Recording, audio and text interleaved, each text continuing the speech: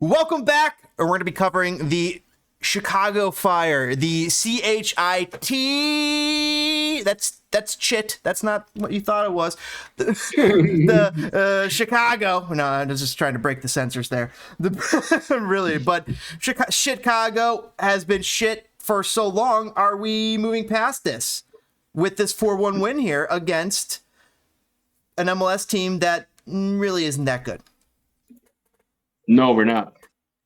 I mean, Toronto has been up and down all season. I'm surprised that they shit the bed that badly against the Fire. Yeah, I mean, that was a surprise win. I was expecting Toronto to pretty much walk over us. They're a playoff team at the current. However, this happens in MLS where a team, if they're doing well, they'll have an off game. They'll look at Chicago and be like, you know what? Let them have it. Yeah, I mean, but the thing is, it happened against LA, which nobody was expecting. Then now it happens against Toronto. Have you noticed the pattern? Those are against the big teams. Yeah, that's the thing. I don't think it's going to happen against Orlando. I don't see the Fires getting out of Orlando with a win. Or Seattle. I definitely don't. Or Seattle.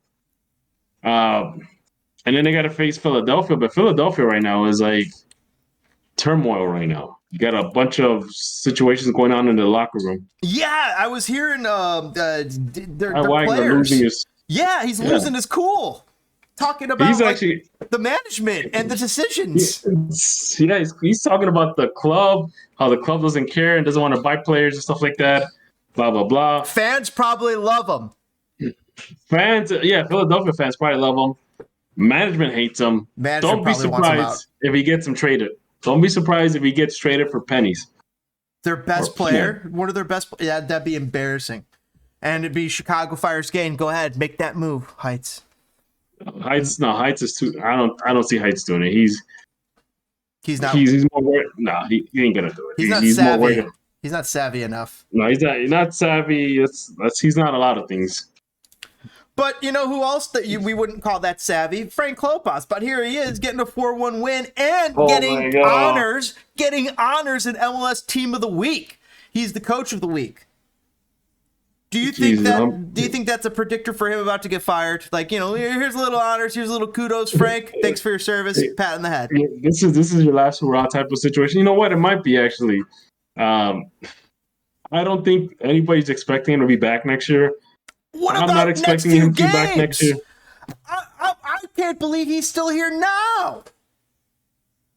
It's like, man, the guy's a legend in his own right.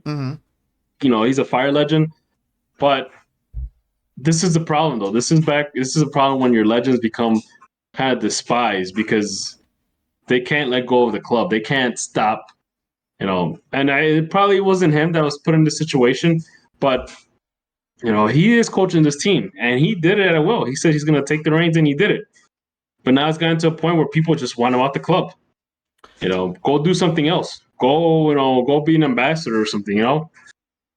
DPG, when do we pull the plug on Frank? I mean, we already have, but when can the Fire pull the plug? He gets a win here. They're 18th points. They're 2 points out of 9th place. They are within range of the playoffs.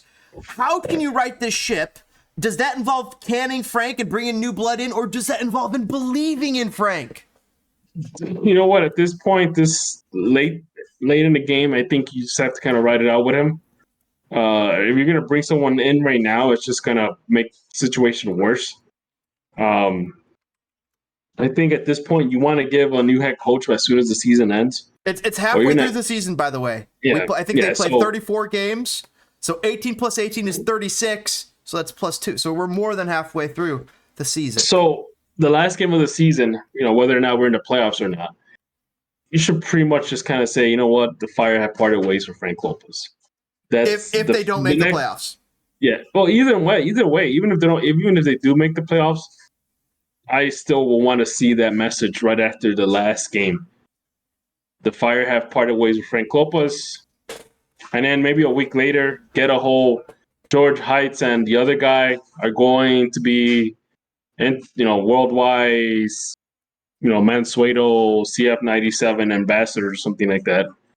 and basically saying that I can't take Frank leaving without Heights. Heights and Frank got to be a package deal.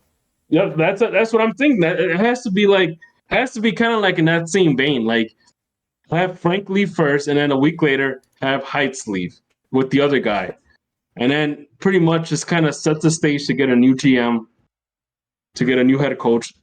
And this is something that I want to see Joe Mansueto actively look, not more or less leave it up to Heights, because Heights is just going to get someone that's going to ruin everything. So if he intends to keep George Heights in this club or in this organization, so to speak, ship him out to Lugano, get him away from the soccer operation of things, bring someone that is competent and could bring a head coach that can actually mold this team into a good team, not just be a body that's breathing. Do you want them to look within MLS for this next coach? That is a good question. A former coach, a coach who's currently maybe going to get fired, an out-of-job coach, or an assistant on somebody's staff.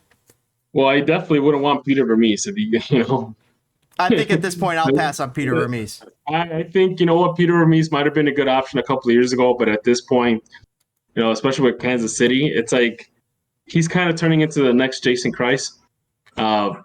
So at this point, the one guy that I would probably consider would probably be,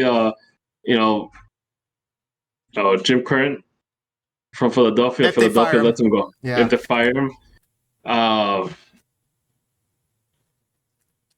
What about, I was going to say the guy from Atlanta, Gonzalo, whatever his name was. I'm sorry.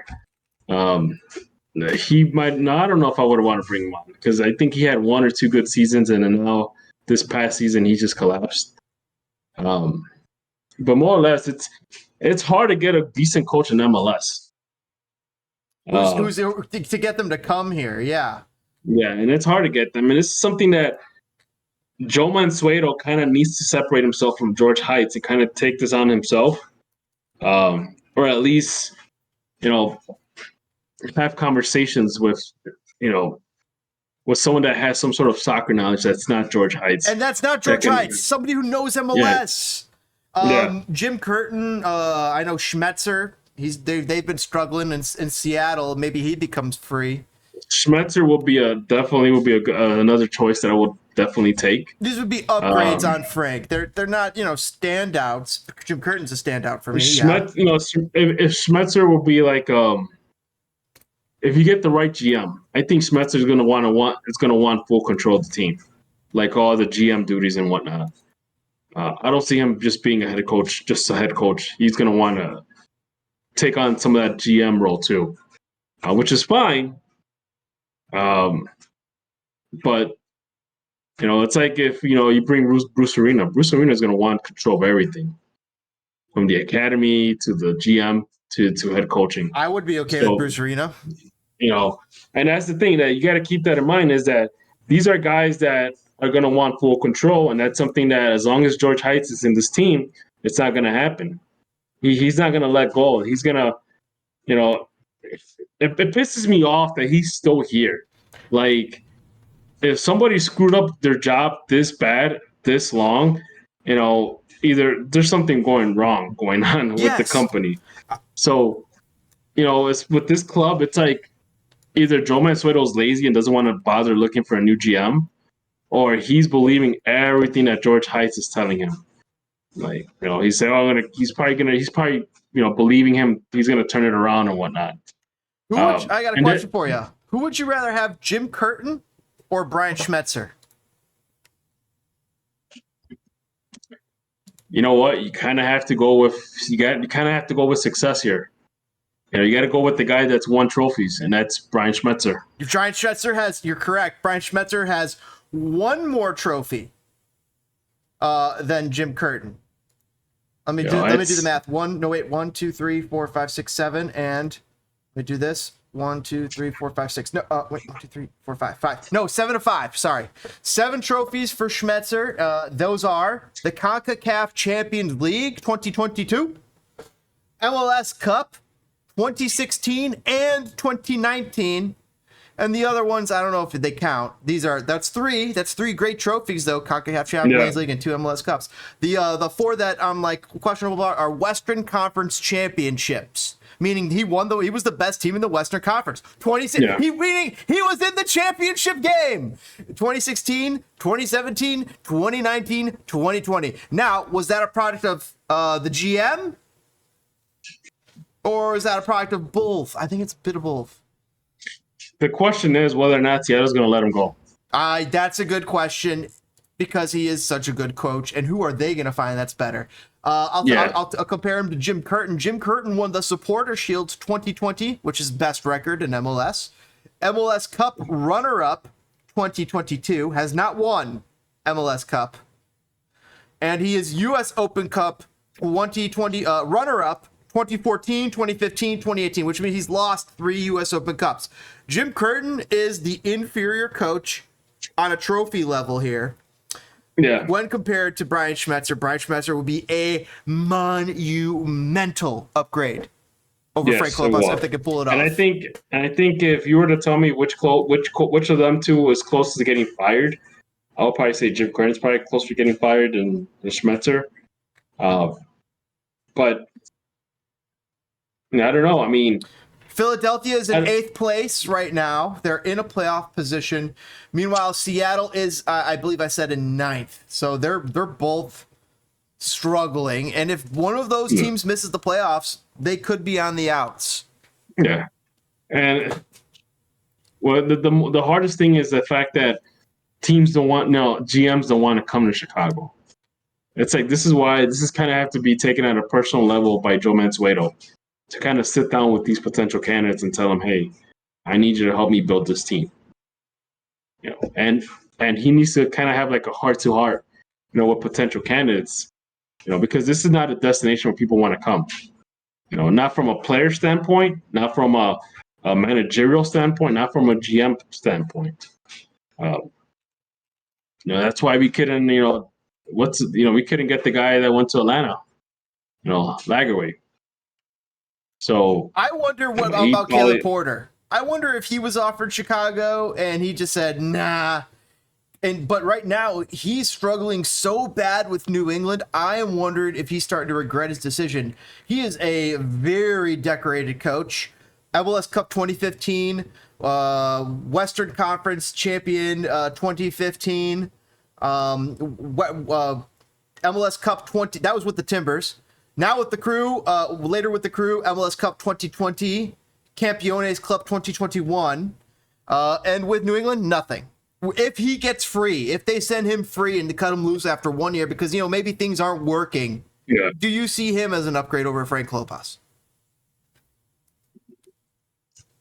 That's a tough one because, it could go 2 ways. And this could go 2 ways. It can go either the Jesse Marsh path where he wasn't that good in Montreal, but then, when he had his second stint in New York, it just took off. Or it can go the Jason Kreis way where you're pretty much a head coach that's relying on past glories to kind of get a job and nothing happens, And this is kind of like one of those things where I don't Caleb Porter strikes me as that kind of guy that might be like the next Jason Kreis. He's a clear upgrade over Frank, but anybody's a clear upgrade over Frank at this point. But your point, and it seems a lot of people's point, he burns too brightly, too quickly. He wears out his welcome seemingly very quickly. That these teams that even though he wins the championship, that they want to move on from him. And he wants a new project, too. So does he have commitment problems? And the same as did he walk into the wrong situation with New England? And to me, I would say Jim Curtin, Brian Schmetzer, Caleb Porter, if any of those 3 guys come free, you got to give them a call. And I think about it is that fire. Man, look at what happened to Ben Olsen. Ben Olsen was managing probably one of the worst, DC United teams.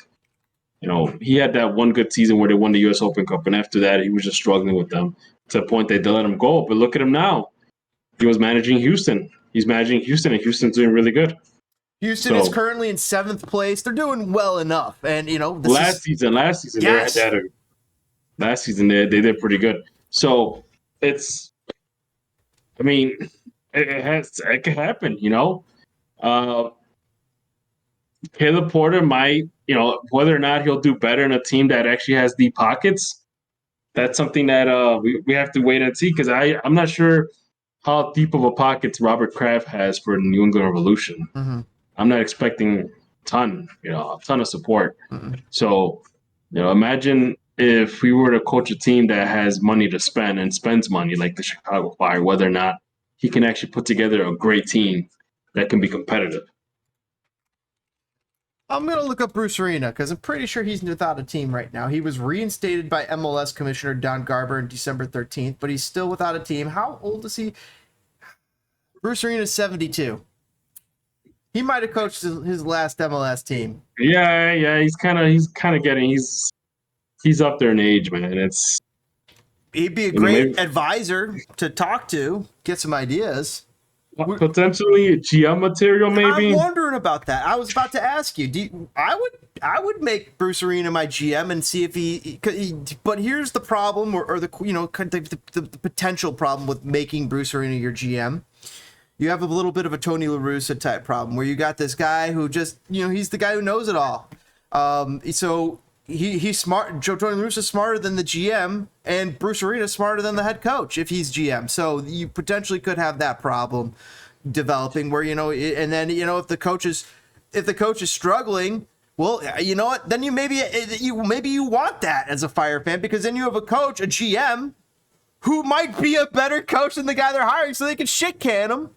Bruce Arena could interim manage for a short while, and he looks to find another guy. Actually, I'm liking this Bruce Arena idea. Oh, let me throw another name.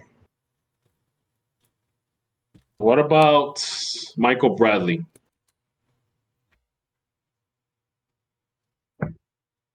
He's an assistant under his dad, and I'm thinking that was it the club Stuybeck? Or is it too soon? It might be too soon. Give me Michael Bradley. No, I think I'm interested. I am intrigued. DPG. That was not the name. That caught me by so much surprise, and I was like, Michael Bradley returning home to some degree, because Michael Bradley did some growing up here when his dad coached for the Fire. I know his teacher. I'm good buddies with his teacher. Play golf with him, and Michael Bradley has this fire, this drive that he knows. He's also a former U.S. men's national team captain. He's got some of the tactical ideas that he's been training with his father. I like the idea. If we give these guys, these other guys who aren't deserving a chance. Some of them.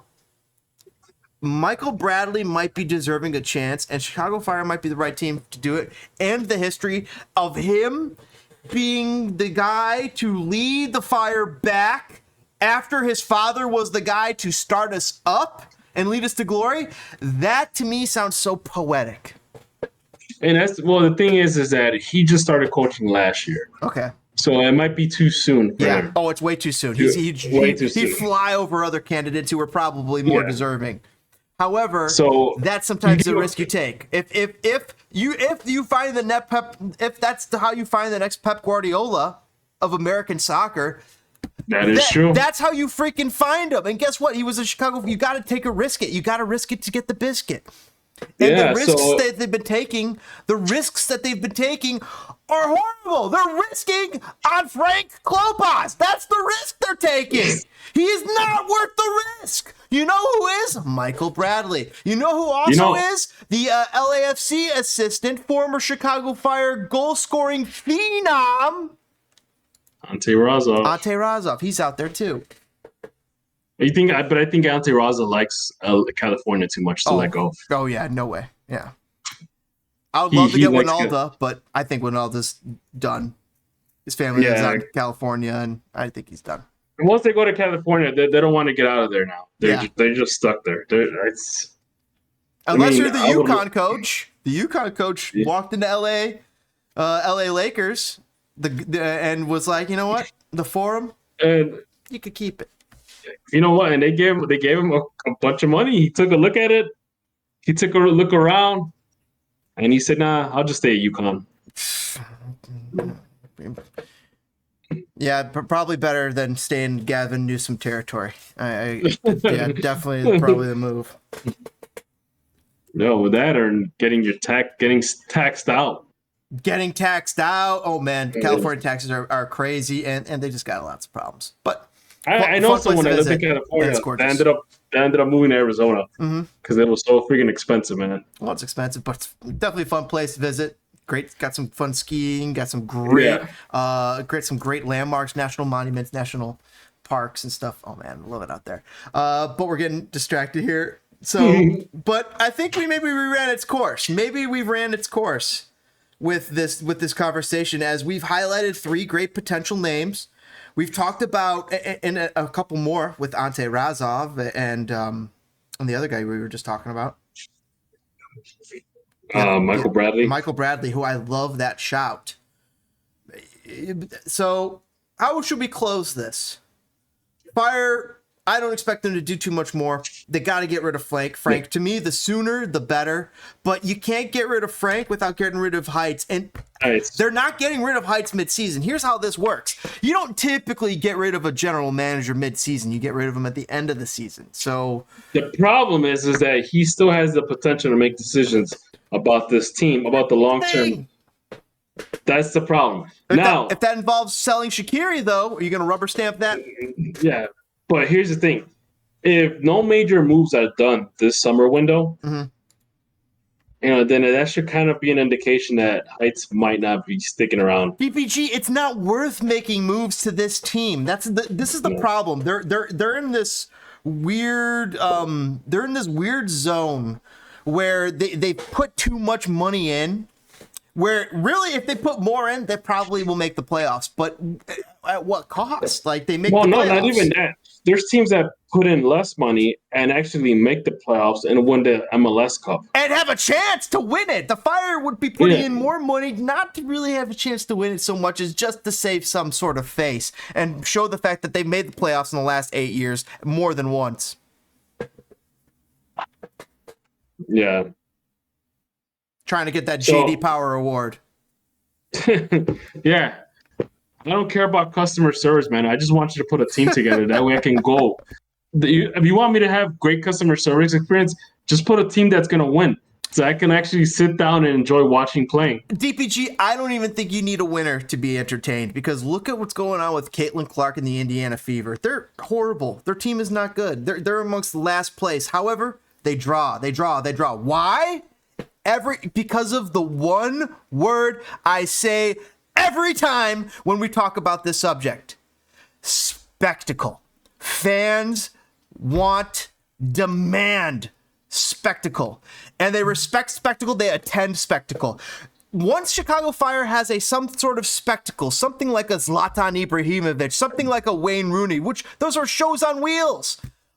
Once they have something apart with that, Caitlin Clark, a Leo Messi, it has to be a spectacle. There was Bafétimbi Gomez who was out there who does the crazy line. He would have been a great addition to Chicago because he would have become appointment television for Chicago. They need to find that unique hero for Chicago Fire, and that involves a spectacle, someone special who they don't have to be the greatest of all time. They don't have to be the Messi. They don't have to be the Ronaldo, but they have to be the greatest at something, and that could have been a Balotelli. Yeah. A Balotelli would have done it. That's a spectacle I'm talking about. Yep. And if you guys have any other ideas for spectacles, put them in the comments below. I want to hear any ideas for soccer spectacle names that you would like. Would Xhaka do it? No, I don't think Granit Xhaka does it. What are some other names from some of these Euros? Andrea Pirlo, if he came to the Fire, I don't think that would have done it. That's not spectacle enough. Lampard, I'm sorry, wasn't spectacle enough. Rooney was spectacle. Like, there's this criteria for meeting spectacle. By the way, Kuipers just got reminded in my head, playing really well for the Fire, but just Very expensive for a bad team that spent so much money. It doesn't make sense. And the thing is that Kuipers is not even playing. I don't consider him a bust because the man tries, but he has no service. No service. Well, you saw did you see the lineup that they played last time? They played 3 in the back plus 2 wing backs. They're playing a 5 in the back system. Mind you, no Chicos last game. Yeah, he was getting his green card. Oh, really? Good for him. Yeah, he got his green card. That means he wants to play for a little while longer, but I'm sorry. Last game showed that he shouldn't even be starting. Last game showed he should not be starting. Do you know who started instead? Dean. Turan, Dean, Pineda, and Suquet. There's your back 3. Guess what they all have in common over Chicos? They're all way faster. Way fast. All of them. All of them. And Pineda scored a goal. And Pineda scored a goal from the back line. Being a part of the back line. Aragoni also starting to turn on. We've always saw flashes from Aragoni. Yep. We've always liked what we saw from Aragoni. We've always thought he had it. And it's nice to see him get a goal. Haile Selassie got a goal last game, finally. He needs to find some confidence because I expected a lot more out of Haile Selassie this year, and I have not gotten it. We have not gotten it out of Haile Selassie. He's been a super disappointment. As disappointing as the other, Christopher Mueller has been, Yeah. Guti, not necessarily a disappointment, but no. I'm wondering how much we can really demand of Guti when he's playing out of position most of the time. But this last set lineup might have gotten him to closer to that place where he works. How'd you like his play last game? He did good. I thought he was serviceable. I think the thing about Guti is that he tends to be inconsistent. There's games that he will just take off, and then there's games where he kind of just, he's a background player. He doesn't really do much. Nothing happens. I don't think we should put all our eggs, as far as our attacking midfielder, relying on him. I think this is the part where you need an experienced attacking mid to kind of direct traffic and make plays. You need a midfield general. Guti's not there yet. And it's just, I don't know. It's just, you need somebody. The way that they're playing DPG, this is a counter-attacking team. This is not a possession team. This won this game. A team. This team won it on 38% possession. They were playing counter-attack all game. They had to play defense most of the game. And that's why Shaqiri, people are really upset with Shaqiri because the dudes had to play defense 90% of his freaking season with the Fire because they just don't have the ball. I think, and nowadays you have your number 10s that have to go back and play defense. I think the days where you had 10s that didn't have to play defense, that could jog back, those days are over. Now you kind of need a very active number 10 to kind of do some defensive work. And this is something that was announced with the commentators too. I forgot which game it was where they said, it's gotten to a point where we're now, this game has evolved to a point that even the number 10s have to defend. Absolutely. They can't just be standing up there all the time unless they're Leo Messi, I guess. Yeah. He might be special in that way. DPG, I think that was a heck of a freaking podcast. If you guys think it was too, comment below, let us know what your favorite part is. We had a couple questions we asked you along the way, especially like what you've been liking out of Euros, what the Chicago Fire need to change, if anything. Do they need to just let us know? And are you guys ready for Copa America 2024? Check out our video we released last week. We were talking Copa America 2024 and giving our predictions. It was a blast. It's going to be a lot of fun. And there's already been some craziness happen with Brazil, DPG. Did you see this? Ronaldinho tweeting out like, I don't believe in Brazil anymore. And then some guy on Brazil was like, Vinicius was like, hey, but he just asked me for tickets. You know what? It's unfortunately Ronaldinho. I think he needs to kind of like, come on, man. This is a young Brazil team. There's always some sort of controversy with Brazil. It's I don't know. We'll see what happens. That comment might fire them up. Yeah, that might piss them off. Or it could turn them into prophets of their own demise. So demise. There you go. That'll be fun to see, but that's coming up next week. Copa America 2024. Check out our video here on Enemies of Fire last week you'll see it there in the videos. Thanks for hanging out, everybody. Though for here on Enemies of Fire, punt that like button like you're trying to punt to midfield. Score a penalty kick on your favorite goaltender or non-favorite. And we'll see you next time. Last comment: I saw Peter Schmeichel was super proud talking about his son Casper. And it was Father's Day, so it was nice seeing Casper Schmeichel being his father talking about him on Father's Day. It was just a nice little touching moment there on Euros that I thought that was a great little moment. So shout out to all the dads here this last weekend, and we'll see you guys next time, everybody. Thanks, everyone. Thank you. Later.